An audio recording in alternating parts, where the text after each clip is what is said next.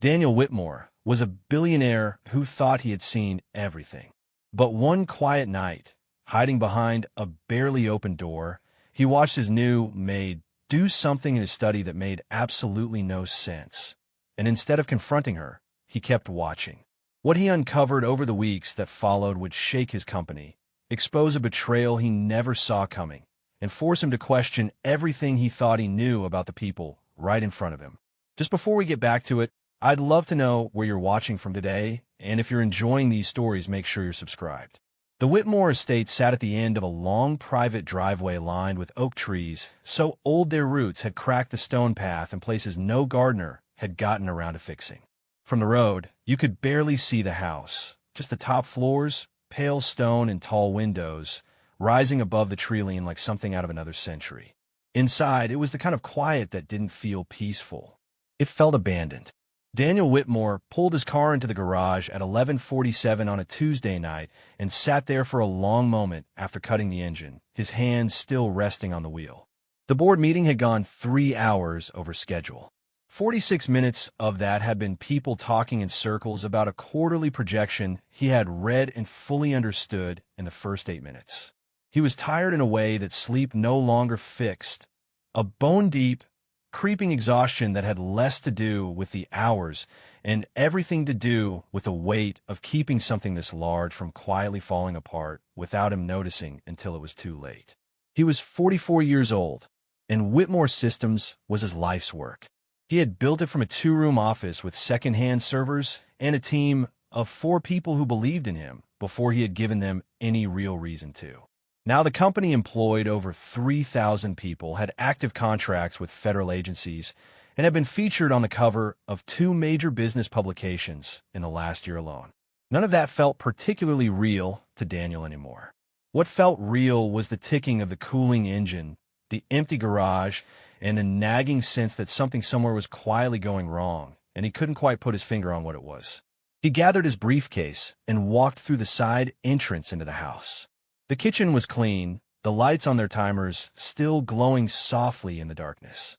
Mrs. Aldridge, his head housekeeper for the past 11 years, had left a covered plate in the refrigerator with a handwritten note taped to the plastic wrap. Chicken and rice. Eat something. He stood there in the refrigerator's cold light and read it twice. The way a person reads something when they know the intention behind it and feel it more than they want to. He replaced the foil, let the refrigerator door swing shut, and walked past without touching the plate. He would eat tomorrow. He was never hungry at this hour anymore. The financial leak rumors had been circling for nearly 3 weeks. Nothing confirmed, nothing he could point to directly, just a pattern in the numbers that didn't sit right when he turned it over in his mind late at night, and a feeling in his gut that he had learned, over 20 years of building things and occasionally watching them break, to take very seriously. The company's quarterly earnings should have been stronger. The explanations his CFO Victor Langford had offered were reasonable on the surface, articulate, well-organized, nothing obviously wrong, but they had a particular quality of being just slightly too smooth. Like someone who had rehearsed their lines one too many times and had started to lose the pauses that made speech sound like thought. Daniel walked down the hall toward his study, loosening his tie as he went, and pushed open the heavy wooden door. The room was spotless. That stopped him. Not because it was unusual for it to be clean. Mrs. Aldridge ran a tight house and expected her staff to maintain it, but because the specific arrangement of things on his desk was subtly different from how he had left it that morning. Not dramatically, just slightly. The pen cup had moved an inch to the left. The folder he had left lying open was now closed and squared neatly with the edge of the desk surface. The leather chair was pushed in further than he ever pushed it when he stood up. He stood in the doorway and studied the room for a moment. Then he walked to the desk, pulled out the chair, sat down, opened his laptop, and told himself he was being paranoid. He had enough real problems without inventing new ones. But the feeling stayed with him. Her name was Naomi Carter, and she had started 3 weeks ago on a Monday. The domestic agency that supplied the Whitmore household's cleaning staff had sent over her paperwork without much ceremony. Background check came back clean, 2 solid references from previous private households, a certification in household management from an accredited program, no complaints on record from either employer. Mrs. Aldridge had interviewed her herself over the course of 40 minutes and had reported back to Daniel in a single sentence: efficient and unobtrusive. In Mrs. Aldridge's particular vocabulary, that was about as high a compliment as you were going to receive. Naomi was 28 years old.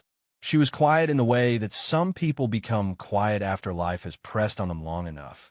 Not meek, not shy, but conserving. Silence cost less than words, and she was a woman who had learned to manage every cost carefully. She arrived on time every day, which at the Whitmore house meant 5 minutes early. She kept her uniform pressed, wore her hair pinned back without making a fuss about it, and did her assigned work without ever needing to be told a second time. The other household staff had warmed to her over the weeks the way co-workers warm to someone they genuinely respect but don't yet fully know, politely, with a small, comfortable distance. What the other staff had noticed, and what Mrs. Aldridge had mentioned once in passing to no one in particular, was that Naomi worked longer than anyone else on the evening crew. She didn't make a production of it.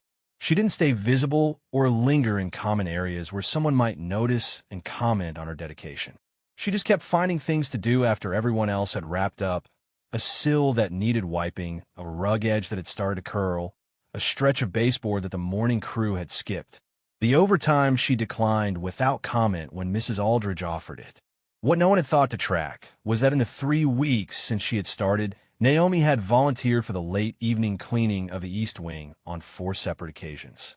The East Wing contained the library, 2 guest suites that went unused most of the year, a formal sitting room nobody sat in, and Daniel Whitmore's private study. The first time Daniel paid real attention to it was on a Wednesday. He had been working late in the study, which was almost every night, when he heard the quiet sound of movement in the corridor outside, the faint smell of cleaning spray drifting under the door. He opened the study door and looked out. Naomi was at the far end of the hall, crouched at the baseboard below the library entrance, spraying and wiping with methodical, unhurried strokes. She didn't look up when the study door opened. She kept working.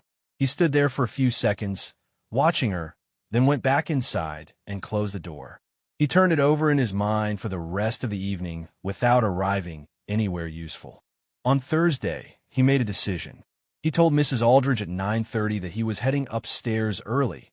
An early morning tomorrow, he said, he'd finish his reading up there. He said goodnight, walked toward the staircase, and then turned around as soon as he was out of sight and came back through the dining room, cut through the butler's pantry, and worked his way to the storage room that connected to the east corridor through a door that never fully latched. When left an inch open, that door offered a direct line of sight to the study entrance.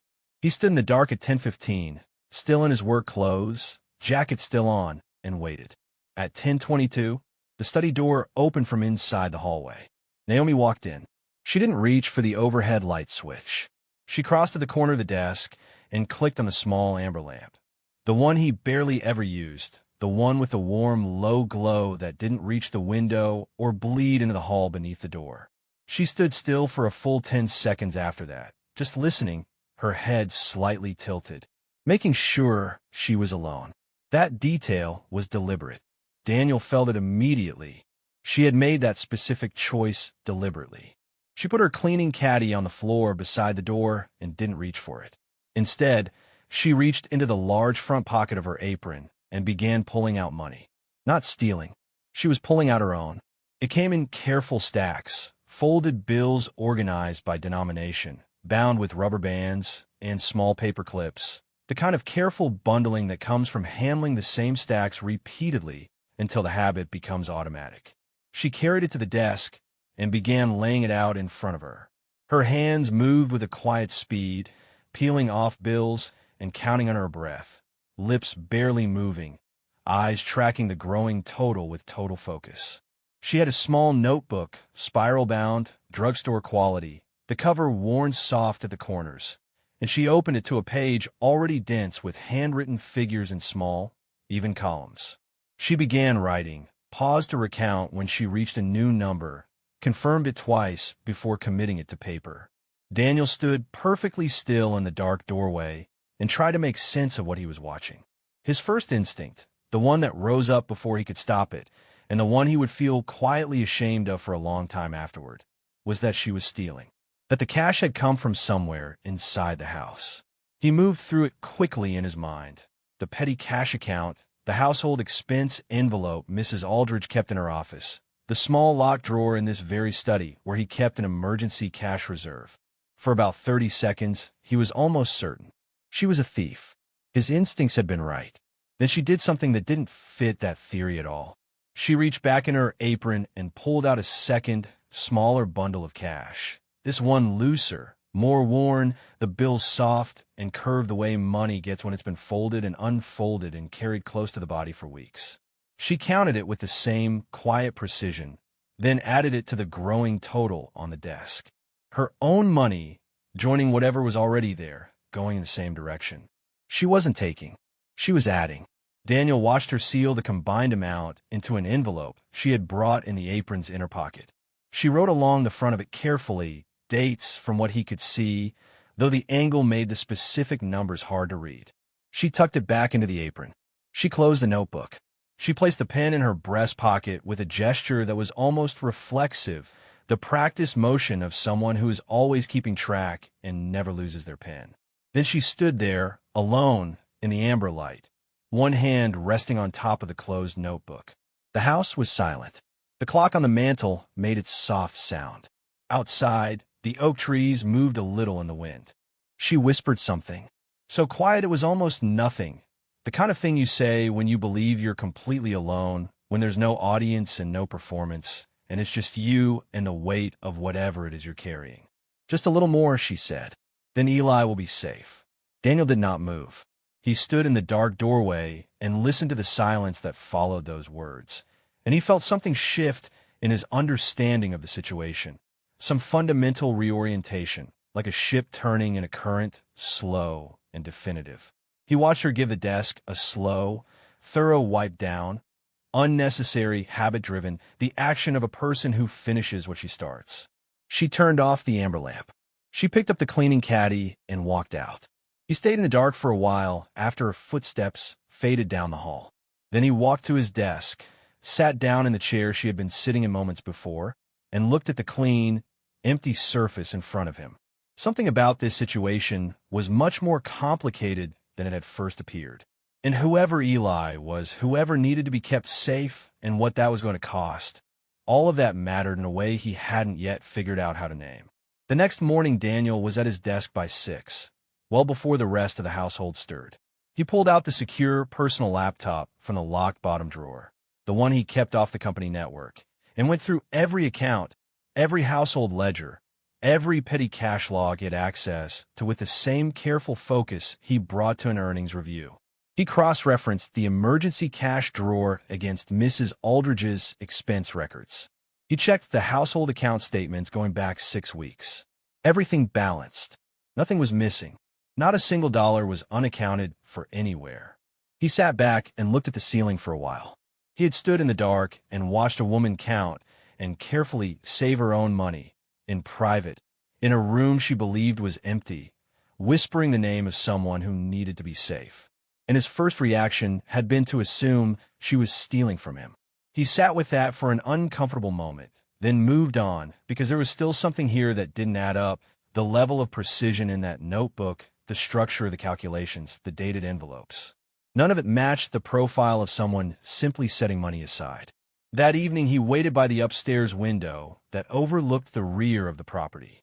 At 7:12, Naomi came out through the staff exit in her regular clothes, dark jeans, a gray jacket, a worn canvas backpack, and walked down to the service road where the eastbound bus stopped. Daniel pulled on his jacket, went downstairs, and got into his car. He followed the bus route at a distance through the commercial streets and out into the part of the city where the buildings were a different kind of quiet, worn in rather than elegant, functional rather than comfortable. Naomi rode the bus for 41 minutes. She got off 3 blocks from a regional hospital that specialized in long-term neurological care cases. Not the large one in the medical district. This was a smaller facility, older, the kind of place that had been quietly doing its work for decades without much fanfare or recognition. He parked down the street and watched her walk through the main entrance. He waited 15 minutes, giving himself time to feel bad about what he was doing and then do it anyway. Then he followed her in. A brief, vague conversation at the reception desk. He was looking for a visiting family member, young woman, late 20s, pointed him toward the fourth floor. He found a waiting area near the elevator bank that gave him a clear sight line down the main corridor of the neurological ward without making him obvious. And he sat down in a plastic chair between a man reading a paperback novel and an older woman asleep under a thin hospital blanket. And he waited. The ward smelled like antiseptic and the particular stillness of a place where people came to try to fix things that were very hard to fix. The lights were lower in the evening, some kind of accommodation the staff made for the patients down the hall, and the whole floor had a muted, careful quality to it that made Daniel feel, despite himself, like he was somewhere he shouldn't be. About 20 minutes later, a doctor came out of a room at the far end of the hall and walked with Naomi into the small family consultation area across from the nurse's station. Daniel couldn't catch the full conversation, but the hospital had that quality of late-night quiet that carried voices further than anyone expected. He heard the words, experimental protocol. He heard treatment window, and then a pause. He heard a number followed by the phrase before the end of the month. And even from across the corridor, he could hear the specific gravity that number carried. Not a figure for a regular treatment, but the kind that represented a threshold between what was possible and what wasn't. Naomi's voice, when she responded, was carefully level. She asked 2 questions, precise and practical, no wavering in them. She nodded twice. The doctor put his hand briefly on her shoulder, the gesture of someone who has done everything within their medical power and is now handing the rest of a situation to someone else, and walked back down the corridor. Naomi stood alone in the consultation alcove. She pressed one hand flat against the wall, head lowered, and was still for a moment. Then she straightened, pulled her jacket back into place, and walked to the room at the end of the hall. Through the narrow window in the door, Daniel could make out a teenage boy in the bed, thin, propped on several pillows, appearing to be asleep. Naomi sat down in the chair beside him. She reached over and rested her hand gently on top of his. Daniel stepped back from the sight line and took the elevator back to the ground floor. He sat in his car in the hospital parking lot with the engine off. The night was cold. He didn't start the car for a long time. He was thinking about the money in the envelope and the calculations in the notebook and the whispered certainty in her voice when she said just a little more. He was thinking about a woman riding an hour's worth of buses to sit with a sick boy in a hospital room, and then riding them back to clean floors in a house large enough to contain the whole ward. He started the car and drove home without the radio on. The next day, Victor Langford came into Daniel's office at Whitmore Systems headquarters carrying a stack of printed reports and the settled confidence of a man who had been CFO long enough to believe his interpretations of the numbers were more reliable than anyone else's, including the person who owned the company. Victor was 51 years old, polished, silver-haired, and composed in the particular way of someone who had spent decades in rooms where the stakes were high and had learned to perform calm as a professional tool. He had been with the company for 9 years, had been there when it was still growing into itself, and wore that history the way some people wore seniority, as though it explained and justified everything. The quarterly picture wasn't good, Victor said. Market fluctuations, sector sofnis, competitive pressure in 3 of their primary contract areas. He laid it out clearly and walked Daniel through each figure with practiced patience, answering every question Daniel raised, never losing the thread. It was, as always, a smooth and well-organized presentation, the kind that left you feeling informed and slightly unsettled at the same time, without being able to point to a specific reason why. Daniel asked twice about a specific cluster of outgoing transactions in the infrastructure services division, figures that didn't match any vendor contract or disbursement schedule he could find documentation for. Victor had an explanation ready: third-party vendor adjustments, standard reconciliation delays, nothing unusual for a company operating at their scale. Daniel nodded and let it pass. But he kept the page. After Victor left, Daniel made a call from his personal phone to Marcus Hale. Marcus Hale was a former financial crimes detective who had spent 22 years on the force before leaving 4 years ago to work independently. He was not flashy, not particularly easy to talk to, and not cheap. He was also thorough in a way that was difficult to find patient in a way that was harder still, and had a network of contacts in financial institutions, regulatory bodies, and accounting firms that he had built quietly over 2 decades and never wasted. Daniel had used him twice before. Once for a vendor fraud matter that had been eating at company margins for 18 months, and once for a background investigation on a potential board member who had turned out to have a quietly interesting history with offshore accounts. Both times Hale had delivered. Daniel gave him the transaction figures that had been bothering him and told him to move quietly. Hale called back 5 days later. He had found something, not the full picture yet, but a pattern. Transfers moving through the company's vendor payment channels in amounts small enough to avoid automated alerts, but consistent and rhythmic, appearing at regular intervals. The money was flowing outward and surfacing somewhere else through a layered routing system. He had traced 3 of the transfers to the next step. There were almost certainly more going back further. He would keep following it. Daniel thanked him, hung up, and remained in his office chair without moving for several minutes. That night, well after midnight, he did something unplanned. He went to the East Wing utility closet with a master key and retrieved Naomi's notebook from the cleaning caddy where he had seen her store it. He carried it to the study, set it under the amber lamp, and opened it carefully. The first several pages were exactly what he had expected: a savings register. Columns of weekly deposits, running totals, a countdown of sorts toward a specific dollar amount written at the top of the page in slightly heavier ink, circled twice. Medical payment deadlines noted in the margins with small calendar references. The arithmetic was modest but precise, the discipline of someone managing something very close to impossible with no margin for mistakes and no one else to catch an error. He turned further into the notebook. The middle section was different in character entirely. It began with what appeared to be partial figures she had copied, numbers he recognized from documents that had been sitting on his desk in recent weeks. Not full reports, not systematic copying, fragments. The kind of thing a person might notice in passing while wiping down a surface, if that person happened to be paying attention in a particular way. But what she had done with those fragments was what stopped him completely. She had run calculations. Long, multi-step cross-reference calculations written in a hand that was small and unhurried and entirely confident. She had matched vendor codes across entries separated by weeks. She had flagged a recurring transaction identifier that appeared in several of the outflows. She had drawn connecting lines in pencil between figures that only related to each other if you knew what you were looking for and had taken the time to map it carefully. At the bottom of one page, in her neat small handwriting, she had written a note next to a circled number.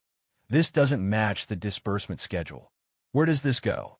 On the next page, she had started trying to answer that question, and she had gotten 3 steps further into the transaction chain than Marcus Hale had managed in 5 days of professional investigation. Daniel sat with the notebook open in both hands and stayed very still. He had spent 2 decades of his career evaluating people, hiring talent, developing it, losing it occasionally to companies that paid more, recognizing it sometimes in unexpected places. He knew what he was looking at right now. This wasn't idle curiosity or coincidence or the lucky guess of someone flipping through papers. This was a trained analytical mind that had noticed something wrong in a set of numbers, recognized the shape of the irregularity, and begun pulling the thread the only way it knew how: carefully, systematically, without drama, and without anyone's permission. He turned back to the front of the notebook and read through the savings totals again. The medical payment schedule, the running count toward the end of the month. He closed the notebook. He returned it to the utility closet exactly as he had found it, relocked the door, and walked back through the dark hallways of the house to the study. He stood at the window for a long time, looking out at the black lawn, the oak trees barely visible against the sky. The house was completely silent around him. Somewhere on the upper floor, his household staff slept, including a woman with a spiral notebook and a sick brother and the kind of mind that didn't fit anywhere near the role she was currently filling. There was something wrong inside his company. Someone on the inside was bleeding it carefully, in a way designed not to be found until the damage was too large to hide. His investigator was working the problem, but in a cleaning caddy in a utility closet on the east wing, tucked beneath spray bottles and folded rags, There was a notebook that was already ahead of the investigation. Daniel didn't fully know yet what to do with any of this. The problem had layers he hadn't anticipated when he first started paying attention to a maid who worked late. What had started as a suspicion about missing money had turned into something involving a sick boy, a hidden talent, and a fraud scheme that was apparently being independently investigated by someone who cleaned his study for a living. But standing in the quiet of the study where everything had started, where he had first watched her count her money by the amber lamp and heard her say the name of the person she was fighting to save, he understood one thing clearly. Naomi Carter was not what she appeared to be, and whatever was coming next was going to be a great deal more complicated than he had bargained for. The confrontation came on a Thursday morning. It did not go the way Daniel had expected. He had spent 2 days turning it over. How to approach her, what to say, how much to reveal about what he had seen and what he had read. He had considered calling Mrs. Aldridge in first, making it a formal matter, going through the proper channels of the household. He had considered saying nothing at all and simply watching longer. In the end, he did neither. He waited until the rest of the morning staff had moved to the West Wing, walked to where Naomi was straightening the library shelves, and said her name. She turned around without startling. That was the first thing he noticed. Most people, when their employer suddenly appears and says their name in a quiet room, show some small physical reaction, a flinch, a catch in the breath, a momentary widening of the eyes. Naomi simply turned and looked at him with the calm, attentive expression of someone who had been expecting this and had already decided how she would handle it. "Mr. Whitmore," she said. He told her to follow him to the study.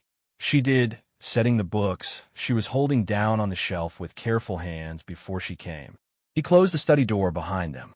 He had placed her notebook on the desk that morning, open to the page with the circled transaction figure and her handwritten note. "This doesn't match the disbursement schedule. Where does this go?"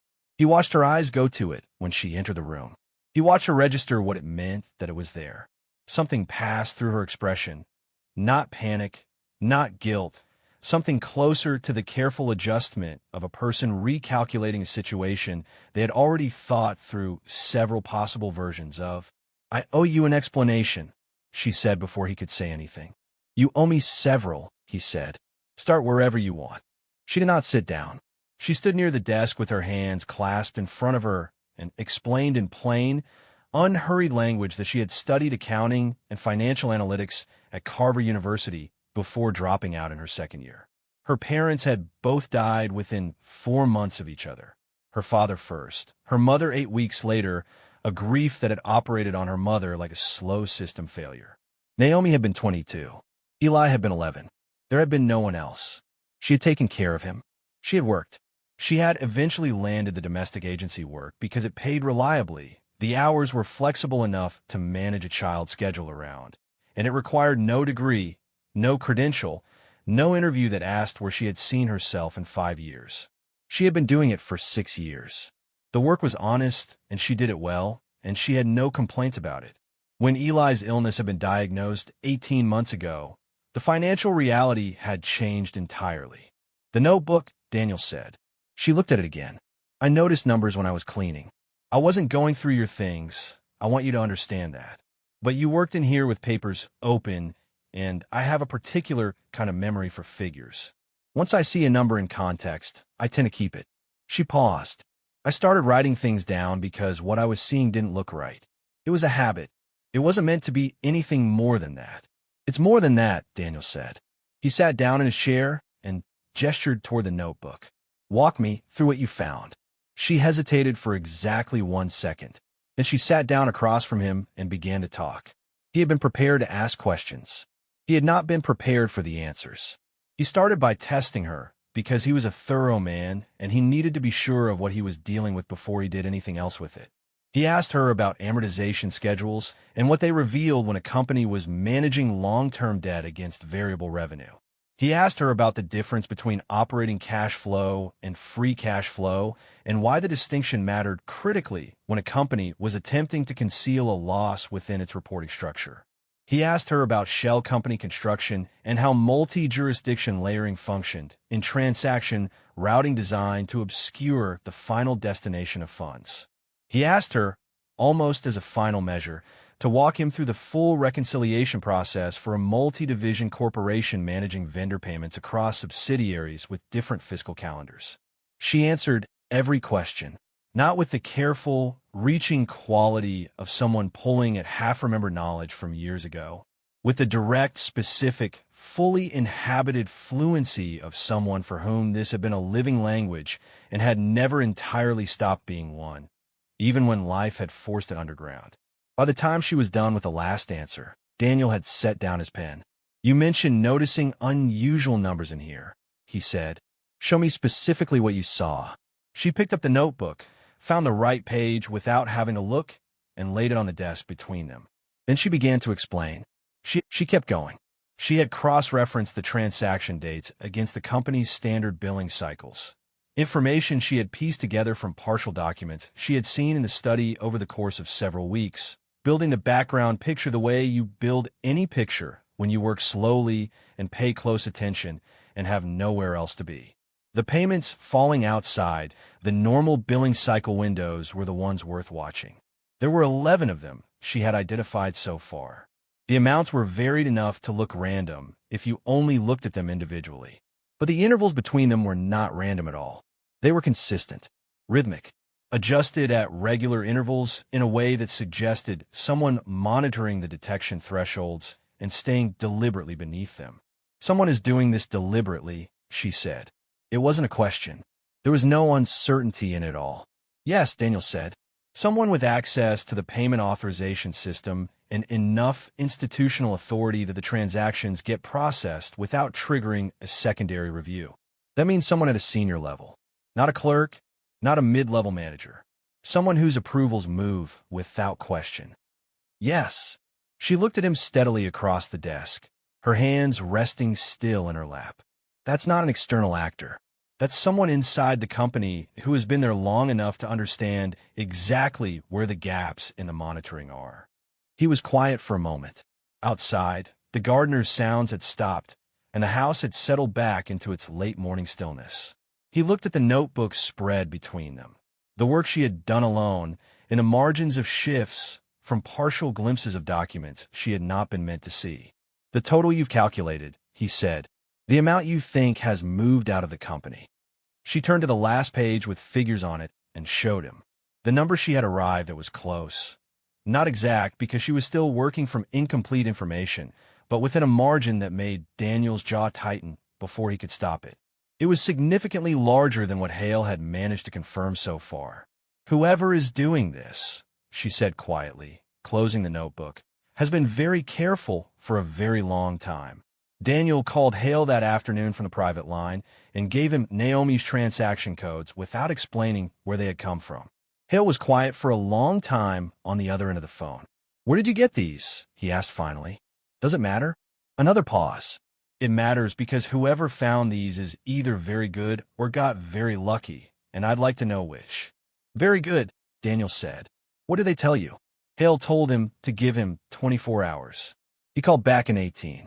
The vendor code Naomi had flagged was, as she had suspected, being used to route payments through a layered network of accounts. Accounts that Hale had been trying to trace from the other direction, starting from the company's outflows and working forward. With the code, he could now work backward from the receiving end. The two directions were converging on the same point. The point was an offshore holding structure. Several layers of subsidiaries, each one incorporated in a different jurisdiction, each one appearing legitimate on its own. It was sophisticated work, the kind that took time and planning and the cooperation of at least one person inside the company with deep system access and the authority to move money without triggering standard review. Meanwhile, the situation at Whitmore Systems was shifting in ways that Daniel could feel but couldn't fully see yet. Victor had been unusually active in the past week. More board communications than was standard, more private lunches with individual members, more carefully worded updates about the company's financial position. The narrative was being shaped. Daniel could tell that much. The details of what the narrative was being shaped toward were still just out of reach. During a board conference call on a Wednesday afternoon, Victor mentioned twice that the company's recent performance challenges might benefit from a fresh strategic perspective at the leadership level. He said it both times with the smooth casualness of someone making an obvious point, not a pointed one. 3 board members had said nothing in response, but their silence had a particular quality to it. Daniel had noticed. He said nothing. On a quiet evening in the mansion, Daniel found Naomi in the study later than usual. She had started coming in during her regular shift now, not the late volunteer hours. He had asked her to, in a careful way that he hoped didn't sound like an order. He had given her access to a subset of the transaction records he kept on a secure drive, enough to continue the analysis she had already started. She hadn't asked for an explanation or for details about what he suspected or who he suspected. She had simply started working. He was at the side table reviewing Hale's latest notes when she said, without looking up from the figures spread in front of her, "I think I've found the control account." He put down the papers. She had been working through the subsidiary structure that Hale's investigation had partially mapped, approaching it from the payment pattern side rather than the corporate registration side. Where Hale had been looking for the company names and jurisdictions, Naomi had been looking for the mathematical signature, the specific way the amounts were sized and timed that would tell her which account was orchestrating the others rather than simply receiving from them. She turned the notebook. He called Hale the next morning and gave him the control account identifier. He told him where he needed to look next. Hale spent 3 days on it and came back with confirmation that went several layers deeper than what Naomi had been able to reach with the partial records she was working from. The control account was real. The connection to Victor's name was real. Not direct, not the kind of thing that would hold up in court on its own, but clear enough to establish the direction. The network of shell companies had been constructed over a period of roughly 2 years, beginning a few months before the first irregular transaction had appeared in the company's payment records. Victor had been building this before he started using it. He had been patient about it. The confirmed total of what had moved through the network so far was somewhere in the range of $40 million. Hale said that number was likely a floor, not a ceiling. The transfers that were hardest to trace, the early ones, before the pattern had fully established itself, were still being reconstructed.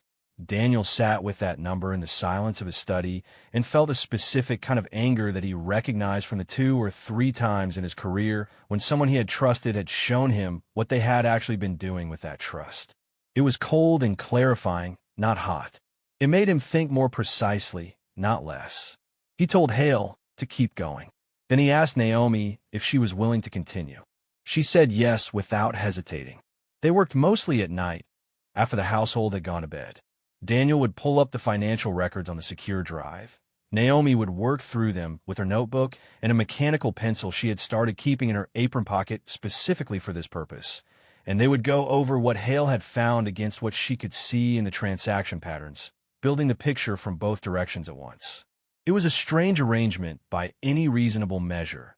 A billionaire tech magnate and his maid sitting across from each other at 11 o'clock at night, working a corporate fraud investigation under the amber lamp in the same study where all of this had started. But it worked with a consistency that surprised Daniel a little. Her mind moved differently than Hale's. Hale followed chains, one link at a time, methodically and reliably forward. Naomi found shapes. She looked at a page of numbers the way someone looks at a room when they walk in for the first time, taking the whole thing before she focused on any one piece of it, noticing what was out of proportion before she started measuring anything specific. Between the 2 of them, and Hale working in parallel from his end, they were covering ground that none of them was covering alone. She was good at it in a way that was both specific and recognizable to Daniel, who had spent 2 decades evaluating people in professional settings. Not just the technical foundation, the accounting principles, the system's logic, the pattern recognition she had clearly been developing long before she ever walked through his front door. It was also her patience. She didn't force conclusions when the data wasn't ready to give them. She backed up when she hit a wall, looked at what was around the wall, and found the edge that gave her a different angle in. She treated the problem as a thing to be mapped fully before it could be solved cleanly, and the map was always the thing that eventually led somewhere real. Daniel found himself watching her work on certain evenings with an attention that caught him slightly off guard. He was accustomed to talent. He had worked alongside very talented people for his entire career, had hired a number of them, had occasionally lost them to competitors who outbid him, and had occasionally wondered afterward whether he had done enough to hold on to them. But there was something specifically striking about seeing ability like this trained, this precise, this deeply in command of itself, operating 6 years outside of any context built to recognize or use it. It reminded him of something he couldn't immediately name, and then one evening it came to him. It reminded him of the early years of his own company, when he had been the person in the room who understood something no one else quite understood yet and had no infrastructure around him to prove it. One night, working through a cluster of transactions from the previous year, Naomi stopped. She was quiet long enough that Daniel looked up from the Hale report he was reviewing. "There's a transfer here," she said. "It's different from the others." He came around to her side of the desk. She had found a transaction that didn't fit the rhythm of the rest of the network. Not in size, not in timing, but in destination. The others all fed ultimately toward the control account structure. This one went somewhere else entirely. A different layered subsidiary chain, constructed differently in different jurisdictions. It was smaller, but it was recent, 6 weeks ago. "This isn't the same network," she said. Someone built a second route. Daniel felt the cold, clarifying feeling again. Victor wasn't just moving money. He was building an exit. The second route was cleaner, newer, less used. It was the kind of thing you constructed when you were getting ready to use it seriously. He called Hale the next morning. Hale confirmed it by the afternoon. Victor was preparing for something. The second network was structured to move a much larger sum than anything that had gone through the first one. The account architecture could support a transfer well into the hundreds of millions if the source funds were there. And at Whitmore Systems, there was a situation unfolding that Daniel was only beginning to understand the full shape of. Victor had been meeting with board members individually. Daniel had pieced this together from small things, a passing comment from someone in the legal department, a slight stiffness in a board member's voice on a routine call that hadn't been there the week before, the particular quality of Victor's ease in the weekly leadership meeting that had the unmistakable texture of someone who had already had the harder conversations elsewhere and knew how they had gone. The narrative Victor had been quietly constructing was approaching some kind of conclusion. Daniel could feel the timing of it pressing in a way he recognized from his years in business. The particular compression of events that happens when someone else is steering toward a moment they have chosen, and you can see the shape of it coming before you could see the full detail. Whatever Victor intended to do with the second financial network, whatever large transfer he was preparing, it was coupled to something he was maneuvering within the board. The two tracks were running parallel, and they were going to arrive at the same point at approximately the same time. That was not coincidence. It was design. Detective Hale came to the mansion on a Thursday evening with a folder of printed documents and the expression Daniel associated with him, having found something that changed the scope of the investigation rather than just advancing it. He laid the papers on the study table without preamble. Naomi was there, and Hale had by this point moved past whatever adjustment he had made when he first realized she was a central part of the operation. He had watched her work for 2 sessions now and had arrived, with the quiet pragmatism of a former investigator, at an accurate assessment of what she brought to this. What Hale had found was a pattern of construction. The shell company network Victor had used wasn't unique to him. Hale had found structural matches in 3 other corporate fraud cases over the past decade. Different companies, different industries, different executives at the center of each one. But the method was identical in ways that went beyond coincidence or similar thinking. The same jurisdictional sequences, the same approach to account naming conventions, the same timing architecture between the layers. Someone had built the same machine multiple times for multiple clients and had been careful enough about it that none of the earlier cases had ever been publicly connected to each other. Victor didn't design this infrastructure himself, Hale said. He was not a man who made statements like that casually. He contracted it. He's working with people who run this as a service. They help corporate insiders construct the framework, execute the transfers, and handle the exit. This isn't amateur work. This is an organized operation that has done this before and gotten away with it. Naomi had been reading through the documents while Hale talked. She set one of them down and said, without looking up, "If that's true, then the second network has a schedule that Victor doesn't fully control. The people he's working with will have a timeline. The major transfer won't happen when Victor decides he's personally ready. It'll happen when they tell him the window is open. He'll move when they say move. Hale looked at her across the table. Then he looked at Daniel. She's right, he said. These operations run on their own timetable. The client follows instructions. Daniel nodded. He had been arriving at the same conclusion from a different angle, but hearing it confirmed by Hale gave it a different weight. If Victor was on someone else's schedule, they couldn't predict the timing from Victor's behavior alone. They needed to find the window from the other end. Then Hale told them the last thing he had found, which was the thing that changed the atmosphere in the room entirely. Victor hadn't just been running a financial operation out of Whitmore Systems. He had also been watching it.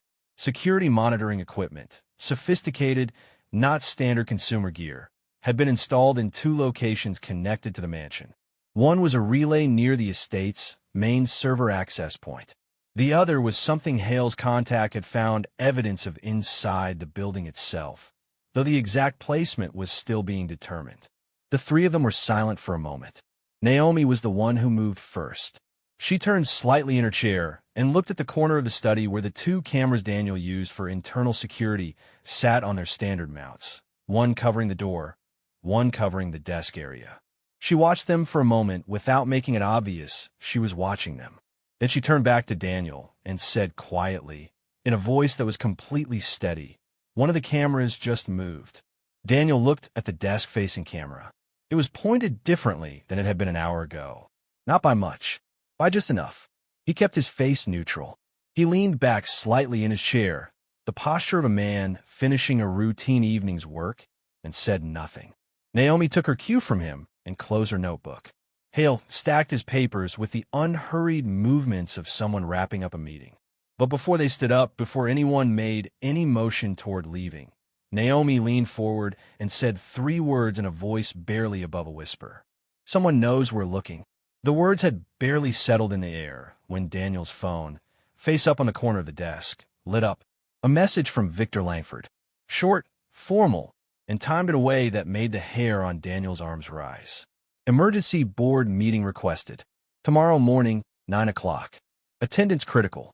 Daniel read it twice. He set the phone back down on the desk face up, the same way it had been before. He looked at Naomi. He looked at Hale. The camera in the corner of the study was still aimed at the desk. Victor's message was still glowing on Daniel's phone screen. Whatever was coming next was already in motion, and the man who had sat across from Daniel at board tables for 9 years had just made the first move in the open. Daniel looked at Hale, then at Naomi, and kept his voice completely level. "We don't change anything tonight," he said. "We go on as if nothing has shifted." He turned the phone face down on the desk with the unhurried movements of someone checking a routine message and setting it aside. Tomorrow morning would come soon enough, and with it the next phase of whatever Victor had spent the last 2 years building toward. Tonight, the most important thing they could do was give him no reason to speed up. The morning came gray and cold, the kind of March weather that made the oak trees along the driveway look stripped down to their essentials. Daniel left the mansion at 8:15 in a dark suit, alone, without telling anyone in the household where he was going or why. The drive to Whitmore Systems headquarters took 22 minutes, and he spent most of it thinking not about what he was going to say, but about what he was going to let Victor believe. The lobby of Whitmore Systems was all clean lines and polished concrete, the kind of design that signaled competence and permanence without trying too hard. Daniel had always liked it. This morning it felt different, like walking into something that had been quietly rearranged while he wasn't watching, the furniture in the same places, but the weight of the room shifted in some way that wasn't visible and was entirely real. The boardroom was on the 14th floor. When he stepped off the elevator, 3 of the board members were already in the hallway outside, speaking in low voices that stopped when they saw him. They greeted him with the careful politeness of people who have recently been told something about you and have not yet decided how much of it they believe. Daniel shook hands, asked about families, said nothing of substance, and went inside. Victor was already at the head of the table. That was the first move, the spatial claim, the early arrival, the establishment of whose meeting this was before Daniel even sat down. Victor had learned conference room dynamics a long time ago and applied them with the ease of long habit. He stood when Daniel entered, smiled, and said it was good of him to come on short notice. His voice had exactly the right note of warmth in it, the warmth of a man who was sorry about what was about to happen. "Victor," Daniel said and sat down. The remaining board members filed in over the next 10 minutes. 7 of them total, plus the company's general counsel, who had brought a junior associate Daniel had never seen before. The presence of legal staff in a configuration like this was its own kind of signal. Daniel logged it and showed nothing.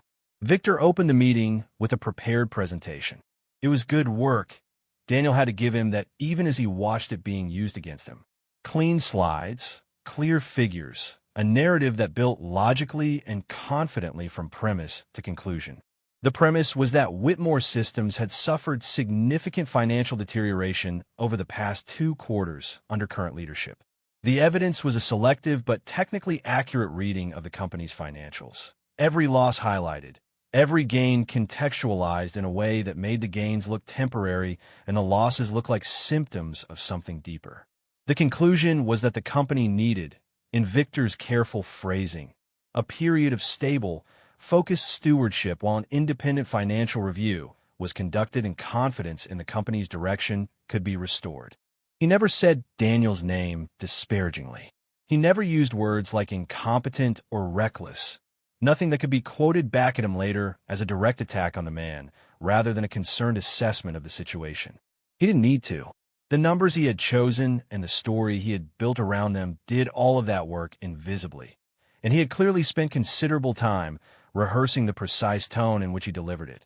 Concerned, reluctant, the careful posture of a long-tenured executive doing a genuinely difficult thing because the company's well-being left him no choice.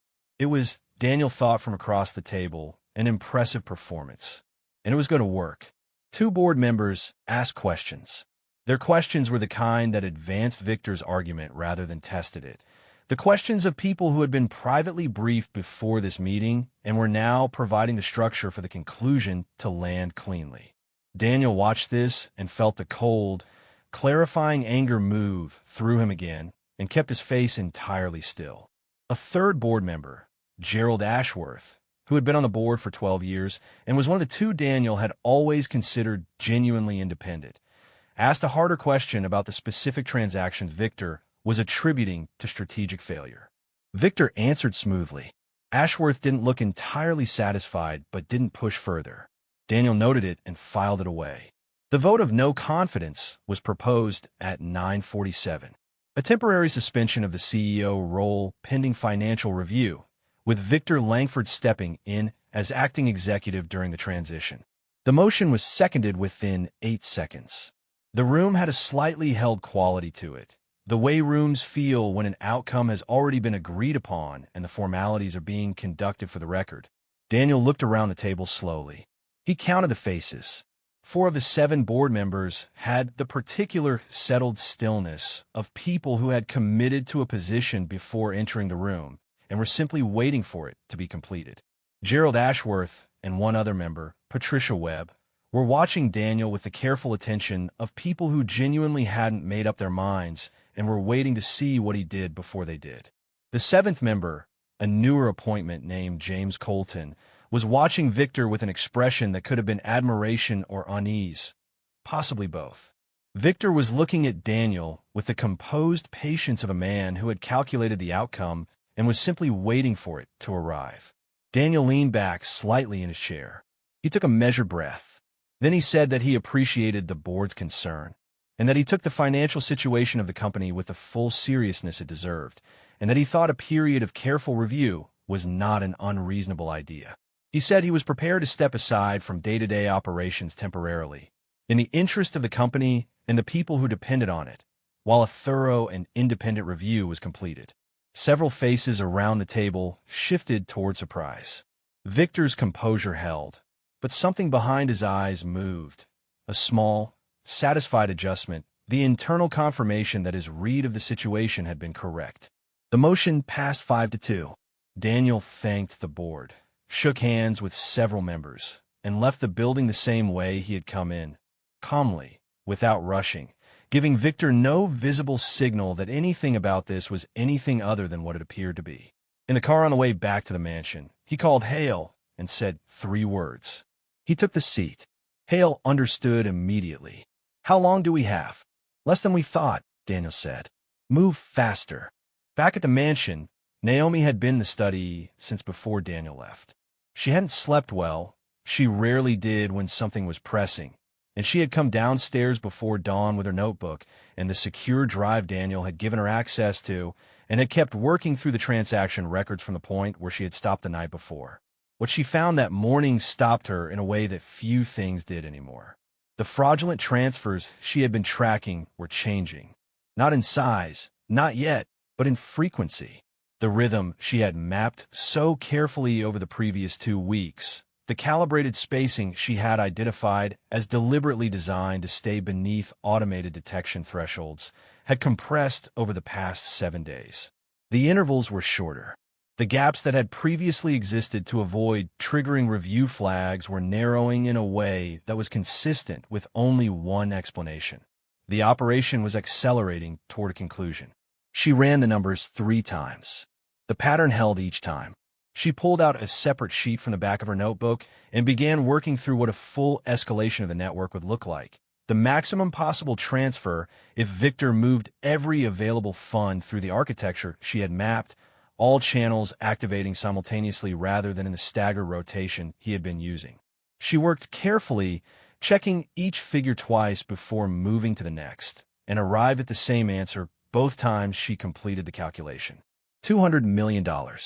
She sat with that number for a moment in the quiet of the early morning study, the rest of the house still asleep around her. Then she turned to the second network, the newer, more tightly constructed one that Hale had identified and she had been analyzing separately for the past several days. She had been working through its architecture methodically, tracing the account structure from the outside in, looking for the transaction signature that would tell her when the network was designed to activate. The answer was embedded in the routing timing of the outermost layer. The second network was not built for the slow, distributed approach of the first one. It was built for a single decisive movement.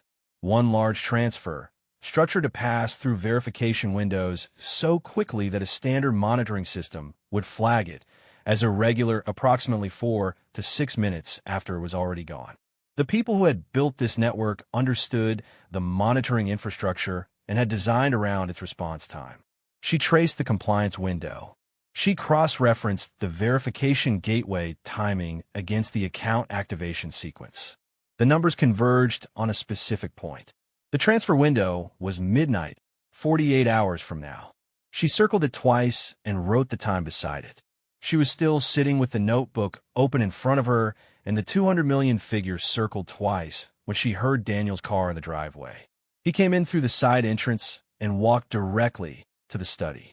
She turned when he came through the door, and she could read his face well enough by now to know how the morning had gone. "He got the seat," she said. "Yes." He sat down across from her. "Then we have less time than we thought." She turned the notebook to show him what she had found. She watched him read the circled number. She watched his jaw tighten in the way it did when he was absorbing something he had already partly prepared himself for, and it was still worse than he had prepared for. 48 hours, he said. "Less now. The window opens at midnight the night after tomorrow." He called Hale immediately. Hale picked up on the first ring, which meant he had been expecting the call. Daniel gave him the timeline. There was a pause on the other end of the line. Then Hale said he had something too. He had confirmed earlier that morning that the organized network Victor was working with had moved 2 principals out of the country in the past 72 hours. They were clearing the way. When the transfer happened, Victor was meant to follow. "He's planning to disappear," Hale said. The board move wasn't about controlling the company. It was about getting access to the accounts long enough to authorize the transfer. Acting CEO means his authorization codes go through without secondary approval. Daniel looked at Naomi. She had heard. She was already writing. "Naomi," Daniel said quietly, "may be the only person who can actually stop the transfer before it clears." She didn't look up from the notebook. "I know," she said. That evening the mansion was quieter than usual. Mrs. Aldrich had sensed, with the particular perception of someone who had managed a household through more than one crisis, that something was happening that she wasn't being told about, and had managed the rest of the staff with an efficiency that cleared the East Wing by 8 o'clock. She didn't ask questions. She never had. It was part of what made her exceptional at her work. By 9 o'clock, Naomi had the full architecture of the transfer system spread across the desk in a combination of handwritten diagrams and printed routing maps that Hale had dropped off earlier in the evening.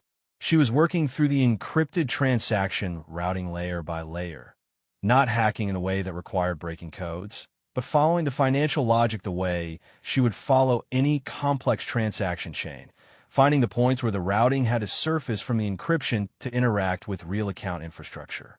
Those surface points were the vulnerability. Every transaction, no matter how well constructed the shell around it, had to interface with the actual banking system at some point.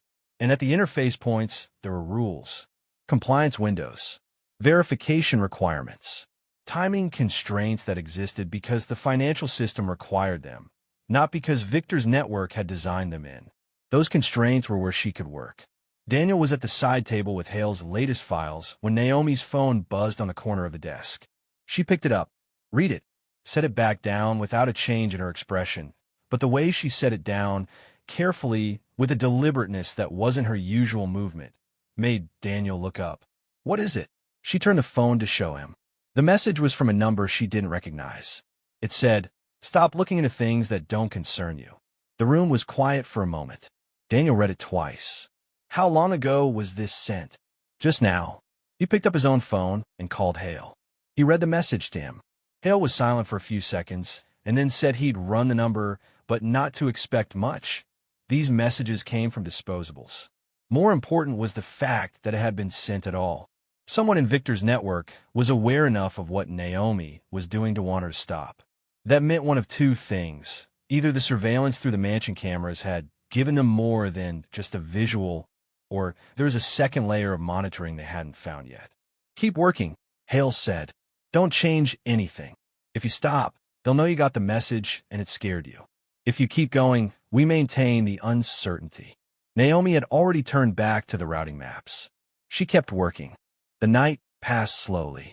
Daniel stayed. He wasn't going to leave her alone in the study with a thread on her phone and a surveillance camera that had already shown itself to be compromised, and she didn't ask him to. They worked in the focused, mostly quiet way they had developed over the past week. She on the financial architecture, he on the strategic picture with Hale's documentation. The two threads running parallel and occasionally intersecting when something she found matched something he was reading. Around 1 in the morning, she found the central routing account. She had been working toward it for 3 days, approaching it from the transaction signature side, looking for the mathematical heartbeat of the network, the account whose timing pattern controlled the behavior of all the others. She had found it in the first network weeks ago.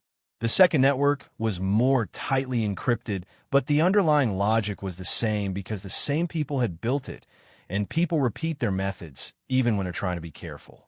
She circled it on the diagram. She wrote the account identifier beside it. She looked at it for a moment.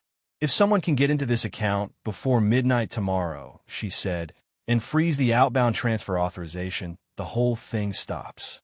Daniel looked at it. "Can you do that?" She was quiet for a moment. Not the hesitation of someone who didn't know, the quiet of someone thinking through exactly how. "I need 1 more day of access to the routing system and a clean connection," she said. "If Hale can get me the compliance interface credential for the primary verification gateway, I can redirect the monitoring signal and flag the transfer before it authorizes. It won't reverse what Victor has already moved, but it stops the 200 million. Daniel looked at her steadily. "I'll get them." The next morning, Naomi took the bus to the hospital. She hadn't been in 4 days, the longest stretch since Eli's treatment had entered the critical phase, and she needed to go, both for him and for herself. She needed to see him before tomorrow night. She needed to have that in her before whatever the next 24 hours brought. The neurological ward was the same as it always was.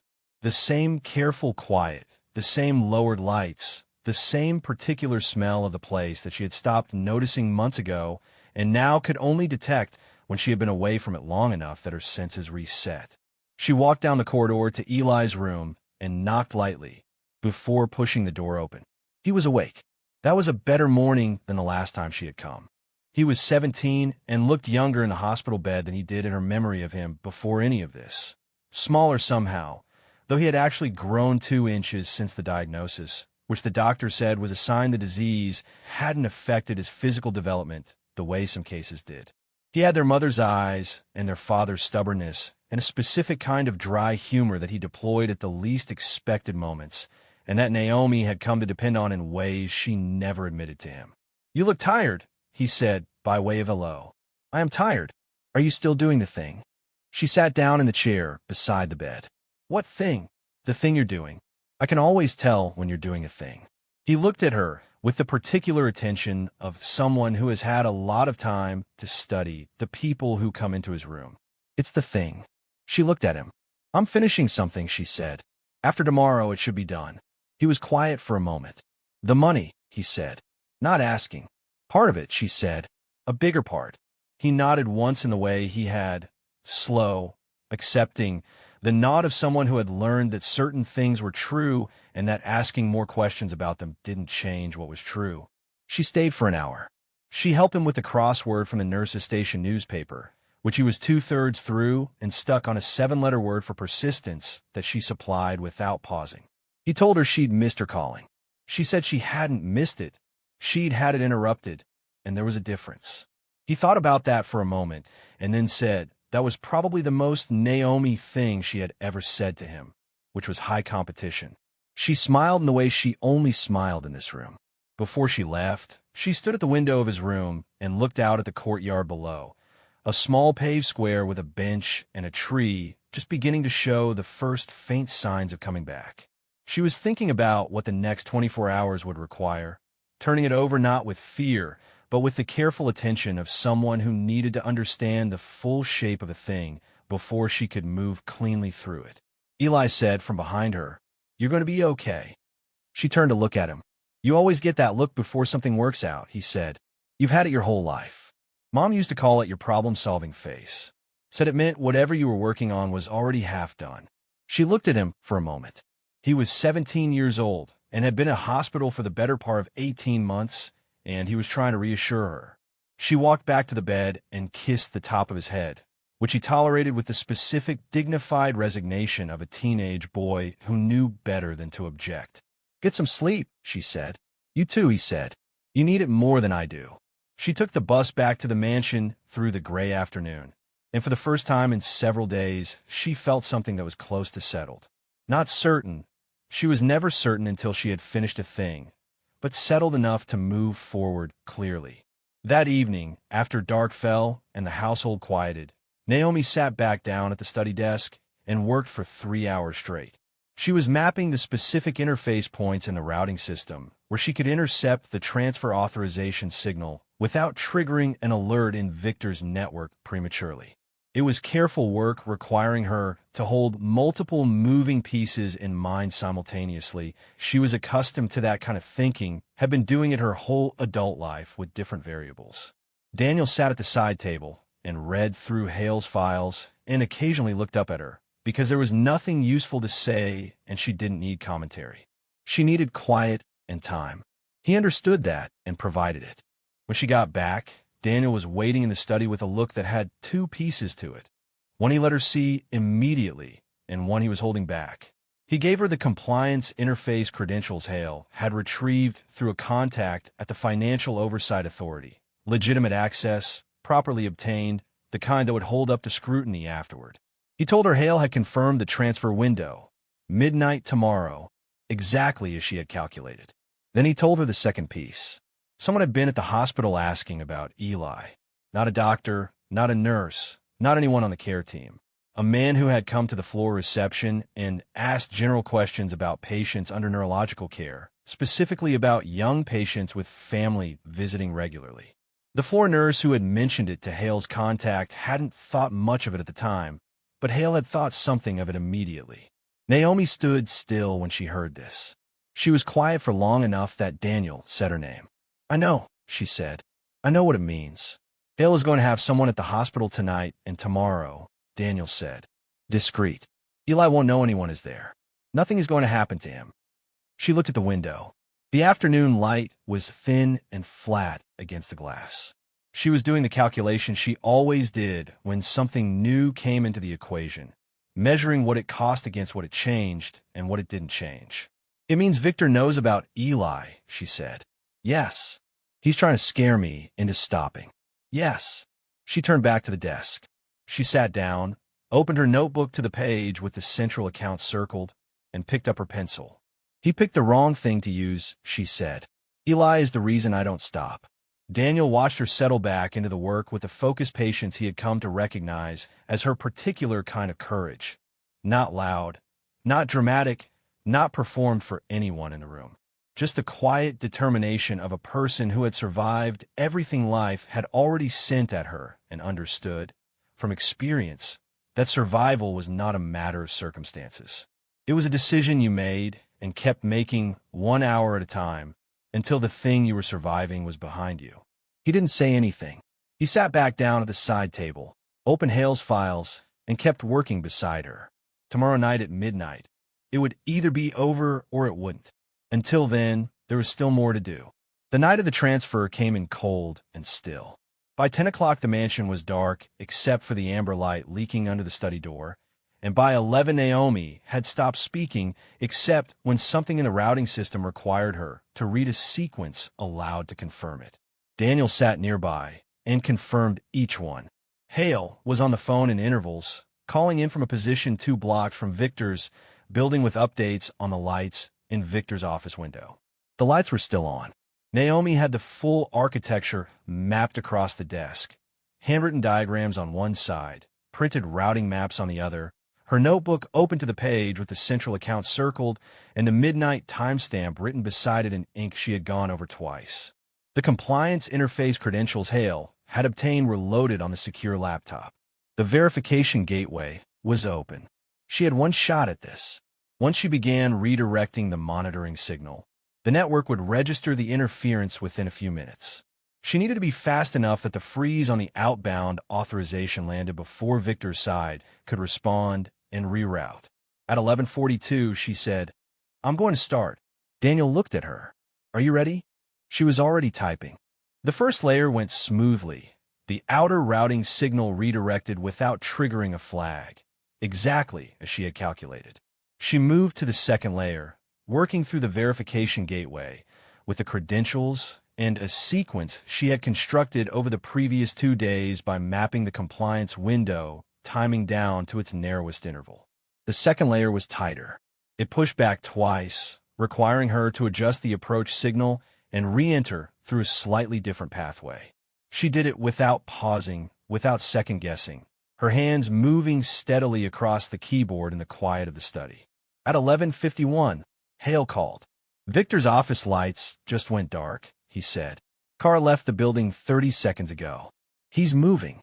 Daniel crossed to the window without turning on any additional lights. "How long to the mansion?" 20 minutes in this traffic. Maybe 15 if he runs it. Naomi did not look up from the screen. At 11:56, she reached the central account. The transfer authorization was sitting in the queue, $212 million, structured to release at midnight through 3 simultaneous routing paths. She could see the architecture of it clearly now that she was inside the verification layer. It was well constructed. Whoever had designed the network had been thorough, but they had built it for speed and concealment, not for the possibility that someone would be standing inside the compliance gateway, redirecting the monitoring signal from the inside. That was a specific gap in their planning, and it was the gap she had been working toward for 2 weeks. She began the freeze sequence. The account's outbound authorization required a compliance flag to clear the final gateway. She inserted a hold flag into the verification queue, legitimate, properly formatted, the kind that a compliance monitoring system would generate automatically if it caught an irregularity. To the network, it would look like an automated hold. To the transfer, it would look like a wall. At 11:59, she finished typing. She pressed the final confirmation. The outbound authorization queue cleared. The transfer did not move. The hold flag was in place. She sat back in the chair and let out one long, slow breath. Daniel was watching her from across the room. She looked at the screen for another moment to make sure the flag was holding, then looked at the timestamp in the corner of the monitor. Midnight exactly. Then they heard the front door. Victor did not knock. He came through the main entrance with the key that still worked because no one had thought to change the locks before tonight, and his footsteps in the hallway had the particular quality of someone who was moving fast and was angry enough that they had stopped being careful about what they sounded like. Daniel stepped to the center of the study. Naomi closed the laptop. The study door opened. Victor stood in the doorway in his overcoat, his composure fractured in a way that Daniel had never seen in 9 years of sitting across tables from this man. His face was tight, his jaw set, his eyes moving between Daniel and Naomi and the desk, and the closed laptop with a rapid assessment of someone trying to calculate how bad the damage was in real time. "You have no idea what you've done," he said. He was looking at Naomi. She looked back at him and said nothing. "That transfer was the culmination of 2 years of work," he said. His voice was controlled, but just barely. The control of a man gripping something slippery. 2 years of managing this company's finances, covering for decisions that would have collapsed this operation without me. I built something that worked. All I needed was one transaction, and I was gone. No one got hurt. The company survives. You. He looked at Naomi with an expression that was part fury and part something that looked almost like disbelief. You are a maid. You clean floors. You had no business in any of this. She had more business in it than you did, Daniel said. She found it. Whitmore Systems stock dropped sharply in the first 2 hours, and then steadied as the full picture emerged and investors understood that the fraud had been detected and stopped rather than allowed to run to completion. By the end of the trading day, it had recovered most of the loss. The $200 million transfer had not gone through. The $40 million moved through earlier transfers was being traced through asset recovery proceedings. The board called an emergency session on Friday morning.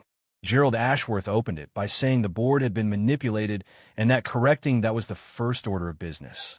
Patricia Webb seconded him.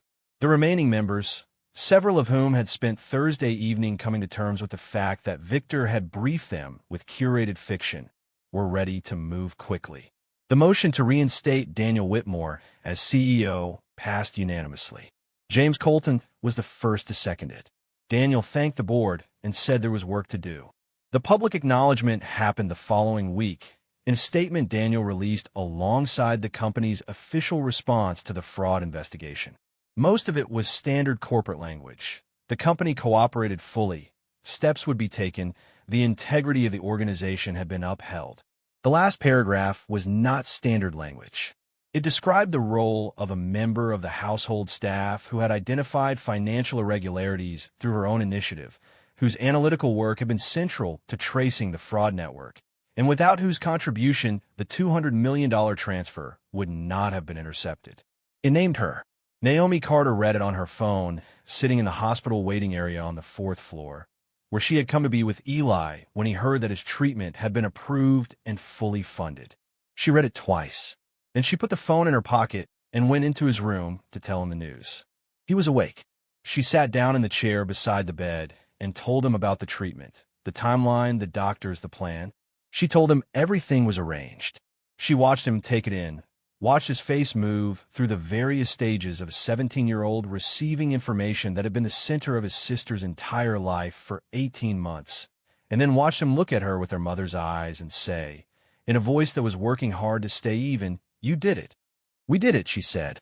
He shook his head slightly. "You did it." She let him have that.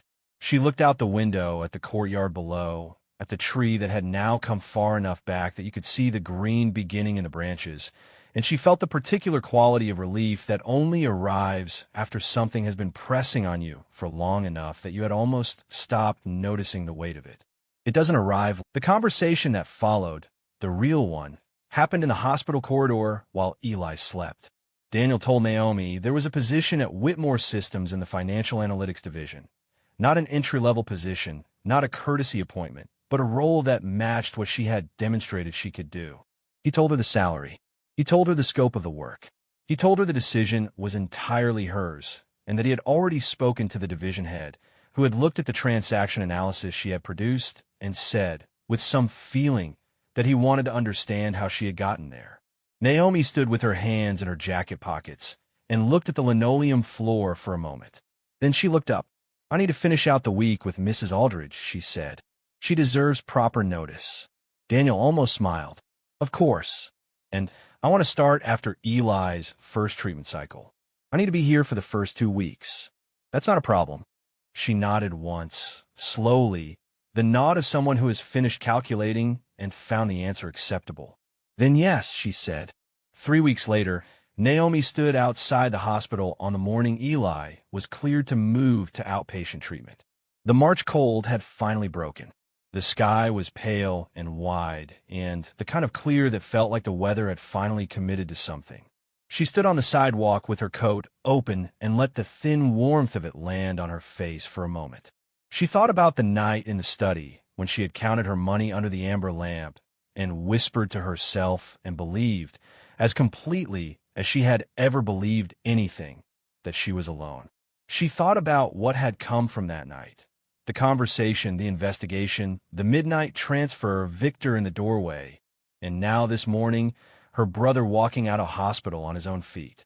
She thought about all the things you set in motion without knowing anyone is watching.